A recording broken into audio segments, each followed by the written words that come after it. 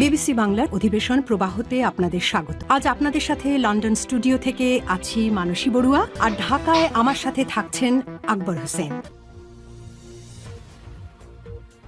বাংলাদেশের সর্বশেষ গুরুত্বপূর্ণ আপডেট সংবাদে আপনাকে স্বাগত। শুরুতেই সংবাদ শিরোনাম, পরে বিস্তারিত। প্রথমেই জানাবো আমাদের হাতে থাকা সর্বশেষ গুরুত্বপূর্ণ সব থেকে তাজা আপডেট সংবাদ। নির্বাচনী জনসভায় তারেক রহমান বললেন, বিএনপি ক্ষমতায় গেলে বেকারত্ব কমিয়ে আনা হবে। বিএনপি চেয়ারম্যান তারেক রহমান বলেছেন, আমরা ক্ষমতায় গেলে দেশের বেকারত্ব কমিয়ে আনা হবে। আজ ঢাকা 17 আসনে নিজ নির্বাচনী এলাকায় ভাষণ থেকে বিআরপি মাঠে জনসভায় তিনি এসব কথা বলেছেন।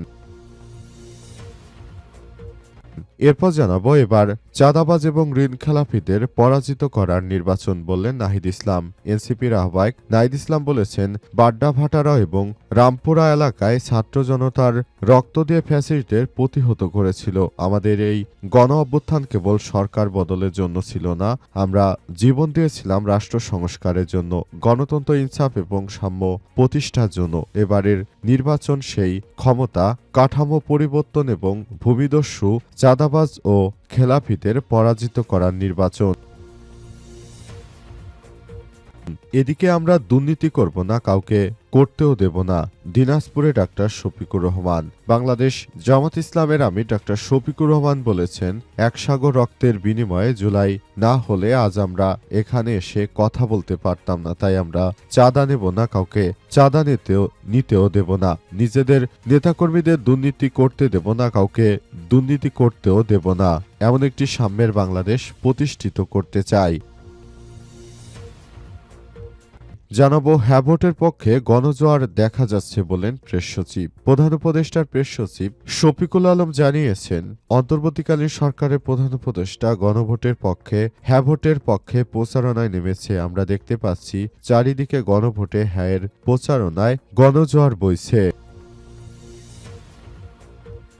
এবং সর্বশেষ জানাবো, বিশ্ব স্বাস্থ্য সংস্থা থেকে যুক্তরাষ্ট্রের আনুষ্ঠানিক প্রস্থান। বিশ্ব স্বাস্থ্য সংস্থা WHO থেকে আনুষ্ঠানিকভাবে নিজেদেরকে প্রত্যাহারের প্রক্রিয়া সম্পন্ন করেছে যুক্তরাষ্ট্র। আজ মার্কিন প্রেসিডেন্ট ডোনাল্ড ট্রাম্প প্রশাসন এই ঘোষণা দেন। প্রেসিডেন্ট ট্রাম্প এ সংক্রান্ত নির্বাহী আদেশে স্বাক্ষরের 1 বছরের মধ্যেই প্রক্রিয়া সম্পন্ন হলো। খবর এবিসি নিউজের। যুক্তরাষ্ট্রের স্বাস্থ্য ও মানব সেবা বিভাগ ও পররাষ্ট্র দপ্তর যৌথভাবে এই সিদ্ধান্তের ঘোষণা দিয়েছে। জ্যেষ্ঠ কর্মকর্তা আজ বলেছেন, বিশ্ব স্বাস্থ্য সংস্থা নিজেদের মূল লক্ষ্য থেকে সরে গেছে। তারা একাধিকবার মার্কিন নাগরিকদের সুরক্ষার প্রশ্নে যুক্তরাষ্ট্রের স্বার্থের বিরুদ্ধে কাজ করেছে। প্রিয় দর্শক, এতক্ষণ শুনছিলেন সংবাদ শিরোনাম, এবারে বিস্তারিত।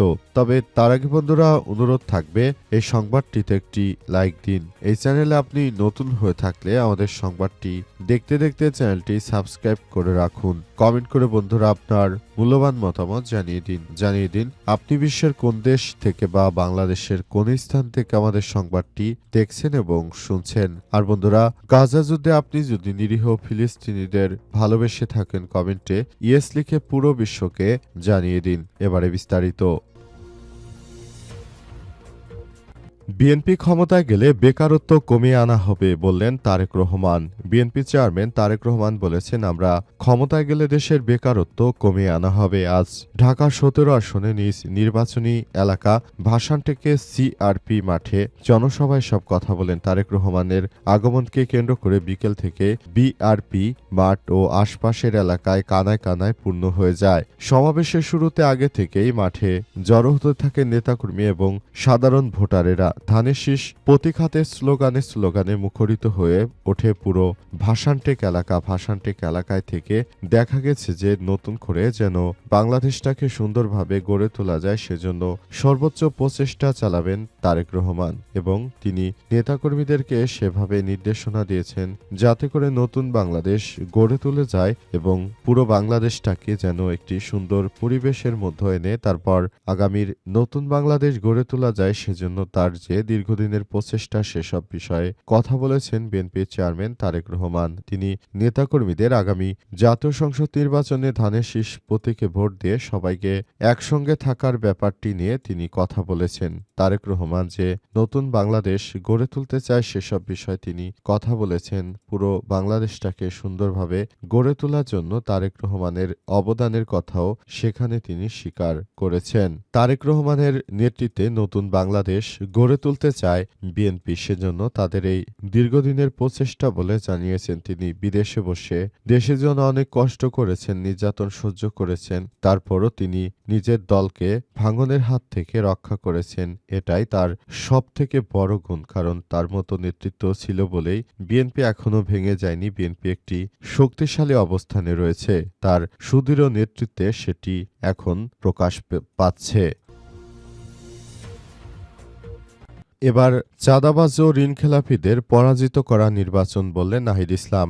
এনসিপির আহ্বায়ক নাহিদ ইসলাম বলেছেন, বাড্ডা-ভাটারা রামপুরা এলাকায় ছাত্র জনতা রক্ত দিয়ে ফ্যাসিস্টদের প্রতিহত করেছিল। আমাদের এই গণ-অভ্যুত্থান কেবল সরকার বদলের জন্য ছিল না, আমরা জীবন দিয়েছিলাম রাষ্ট্র সংস্কারের জন্য, গণতন্ত্র, ইনসাফ ও সাম্য প্রতিষ্ঠার জন্য। এবারের নির্বাচন সহ সেই নির্বাচন ক্ষমতা কাঠামো পরিবর্তন এবং ভূমিদস্যু, চাঁদাবাজ ও ঋণখেলাপিদের পরাজিত করতে হবে। এই নির্বাচনে সবাইকে একসঙ্গে কাজ করতে হবে বলে জানিয়েছেন নাহিদ ইসলাম। তিনি বলেন, নতুন বাংলাদেশ গড়তে গিয়ে আমরা নানাভাবে বিএনপির পক্ষ থেকে অনেক ষড়যন্ত্র শিকার হচ্ছি, কিন্তু এরপর আমরা যতই অত্যাচার করা হোক না কেন আমরা আমাদের জায়গা থেকে এক পাও পিছপা হব না। আমরা বলতে চাই, তারা যতই ষড়যন্ত্র করুক তাদের ষড়যন্ত্র হেরে যাবে। আমাদের ভালোবাসার কাছে সাধারণ মানুষের ভালোবাসায় আমরা সিক্ত হয়েছি।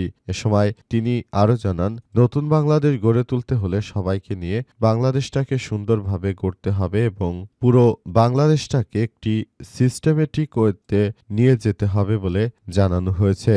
নতুন বাংলাদেশ গড়ে তোলার মধ্য দিয়ে সবাইকে নিয়ে কাজ করতে চাই।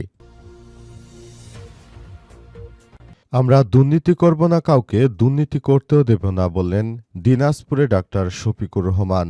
বাংলাদেশ জামাত ইসলামের আমির ডাক্তার শফিকুর রহমান বলেছেন, একটি দল তারা দুর্নীতিতে বাংলাদেশটাকে পুরো 5 বার চ্যাম্পিয়ন করেছিল, একবার দুইবার নয় বরং 5 বার চ্যাম্পিয়ন করেছিল। কিন্তু বাংলাদেশে এখন সেই রাজনৈতিক দলটি ঋণখেলাপিদের নিয়ে আবার নতুন করে নির্বাচন করে ক্ষমতায় যাওয়ার স্বপ্ন দেখছে। তারা যে দিবাস্বপ্ন দেখছে এটা এদেশের মানুষ বুঝতে পেরেছে।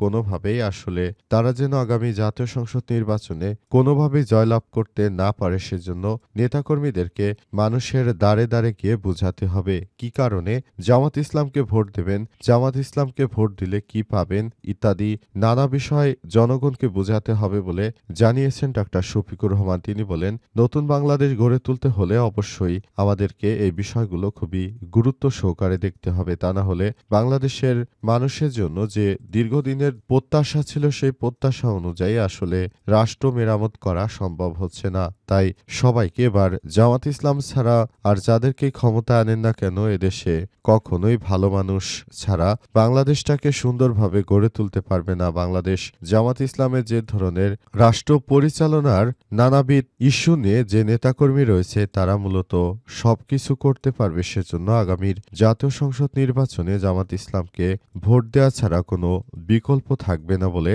জানানো হয়েছে।